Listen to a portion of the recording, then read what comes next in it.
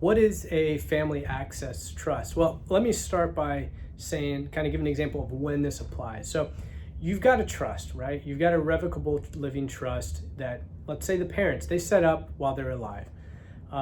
When, let's say, husband passes away, now the surviving spouse, he or she is, it's their trust. What happens when that second spouse passes away?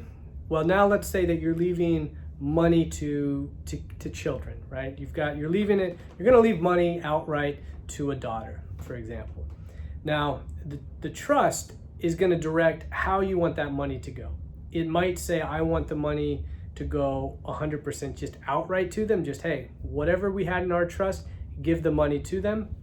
It might say, give them the money at ages or at intervals. So I want them to get 1/3 at the age of 21, 1/3 at 25, 1/3 at 30. I want them to get an amount when they graduate from college. All options that we use.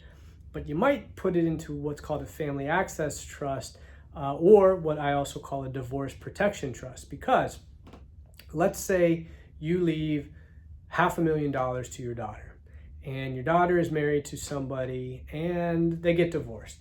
As soon as that $500,000 goes into their joint checking account, guess what?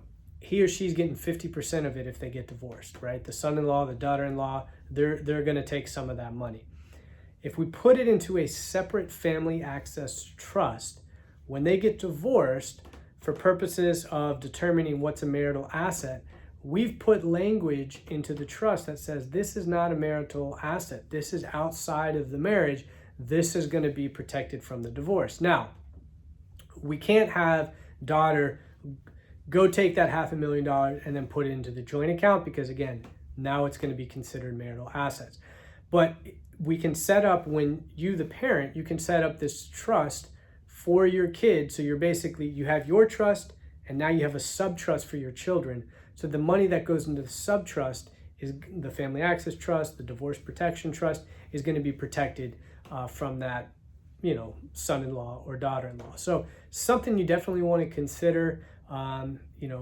You might know now that you don't like the son-in-law, daughter-in-law. You might know that the marriage might be a little bit rocky, but there's really no harm in setting up that separate sub-trust now, so that if the, unfortunate happens, that way, that person's not walking away with 50% of the inheritance that you were leaving to your daughter and possibly to your future grandchildren.